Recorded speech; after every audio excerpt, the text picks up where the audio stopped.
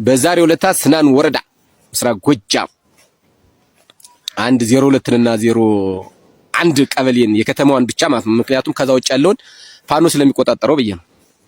ከ19ኙ ቀበሌ 17ቱን ቀበሌ ፋኖ ነው የሚቆጣጠረው እና አሁን እዛ ያሉ ባለስልጣኖች 02 እና 01ን የከተማዋ ውስጥ ያለችትን ቀበሌ ነው የሚያስተዳድሩ እና የብልጽግና ጽህፈት ቤት ኃላፊው ባወቀ ይባላል።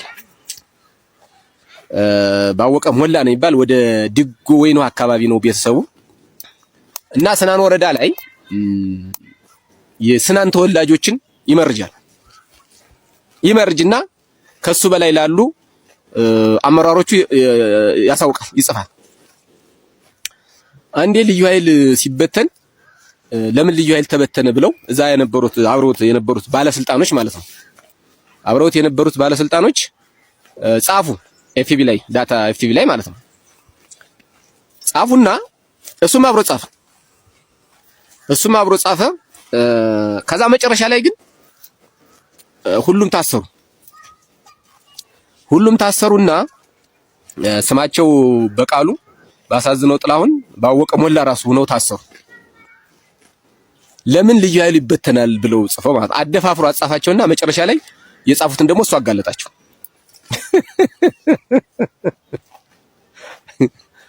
አጋለጣቸውና ታሰሩ። ስማቸው በቃሉ ስራውን ትቶት ወጣ። ገባው ነገሩ ምን እንደሆነ ስለሆነ ማለት ነው። ባወቀ ምን እየሰራ እንደሆነ ስለገባው በቃ ከዚህ መንግስት ጋር መስራት አልፈልግም ብሎ ትቶት ወጣ።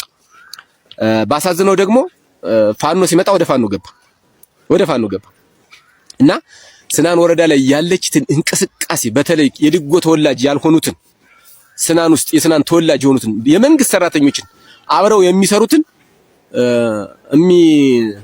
መረጃ እሱ ነው መረጃ ሆኖ ማለት ነው። የሚናገረው ነገር ደግሞ አንድም እውነት አይደለም ማለት ነው። አንድም ቀን እውነታ ተናግሮ አያውቅም። አንድም ቀን ስናን ወረዳ ያላችሁ ታዘቡኛላችሁ። ራሱ የመንግስት ሰራተኞች ራሱ መናገር ስለፈራችሁ ነው እንጂ ይሄን ታውቁታላችሁ። ግን እናንተ መናገር ስለፈራችሁ ሰውየው ባለስልጣን ስለሆነና ከሱ በላይ ያሉ አመራሮች የሱን መረጃ ስለሚቀበሉ ያው ተናግሮ ያስረሽነናል ወይም ከስልጣናችን ያወርደናል ብላችሁ ስለምታስቡ ነው እንጂ ባወቀ ምን እንደሚሰራ ታውቃላችሁ። አንድ ነገር ልንገራችሁ፣ እውነታ ነው የምነግራችሁ። አንድ ልጅ ይታሰራል ስናን ወረዳ ላይ ይታሰርና ፋኖ ነው ተብሎ ይታሰራል እና ሲታሰር 150 ሺህ ብር ካላመጣ አንፈታም ይሉታል የብልጽግና አመራሮች። ልጁ 150 ሺህ ብር ከፈለ። ያለውን በሬውን፣ ከብቶቹን፣ እህሉን አጠቃላይ ሽጦ ከፈለ።